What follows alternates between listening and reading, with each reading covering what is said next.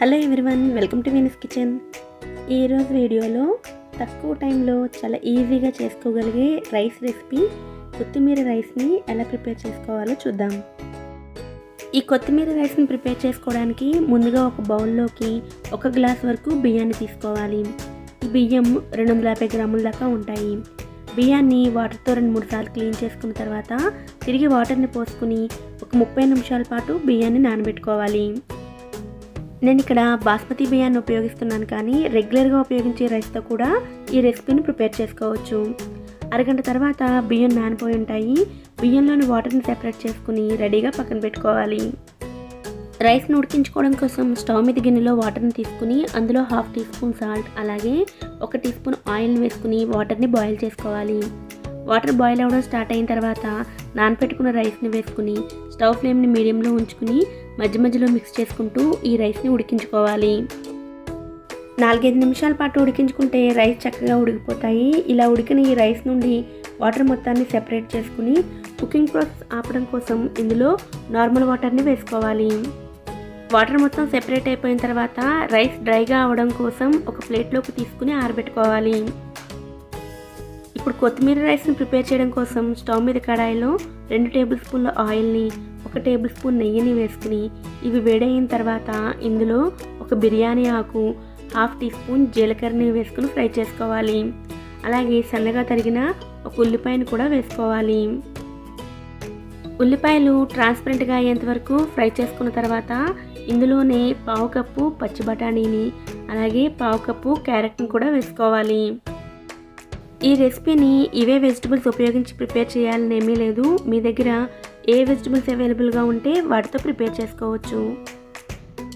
ఈ వెజిటబుల్స్ త్వరగా కుక్ అవ్వడం కోసం కొద్దిగా సాల్ట్ని వేసుకుని మిక్స్ చేసుకుని స్టవ్ ఫ్లేమ్ని లోలో ఉంచుకుని మూత పెట్టుకుని వెజిటబుల్స్ సాఫ్ట్గా అయ్యేంతవరకు కుక్ చేసుకోవాలి.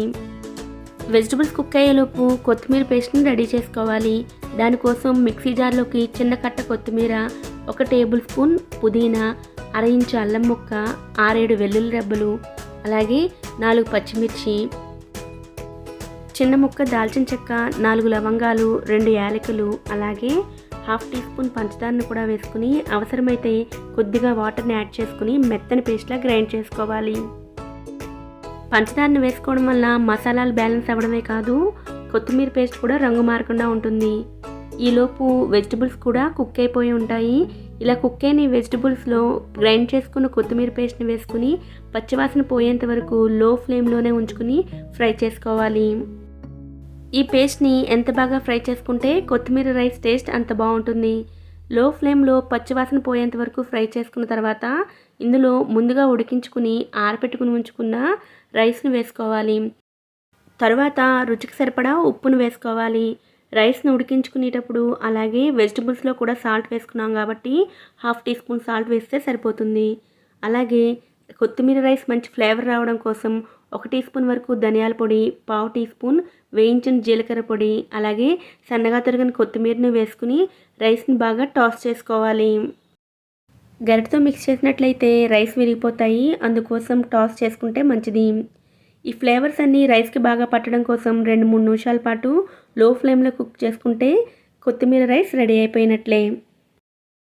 అప్పటికప్పుడు ఏదైనా రైస్ రెసిపీని ప్రిపేర్ చేయాలన్నా లేదా మిగిలిన అన్నంతో ఏదైనా రెసిపీని ప్రిపేర్ చేయాలన్నా ఈ కొత్తిమీర రైస్ని ప్రిపేర్ చేసుకోవచ్చు. ఇలా ప్రిపేర్ చేసిన ఈ కొత్తిమీర రైస్ని ఇదే విధంగా డైరెక్ట్గా తీసుకోవచ్చు, లేదా పెరుగు రైతాతో తీసుకున్నట్లయితే మరింత టేస్టీగా ఉంటుంది. ఈ సింపుల్ రెసిపీ కనుక మీకు నచ్చినట్లయితే వీడియోని లైక్ చేయండి. ఇలాంటి మరిన్ని రెసిపీస్ కోసం వీనస్ కిచెన్ ఛానల్ని సబ్స్క్రైబ్ చేసుకొని పక్కనే ఉన్న బెల్ ఐకాన్ని కూడా యాక్టివేట్ చేసుకోండి. Thanks for watching.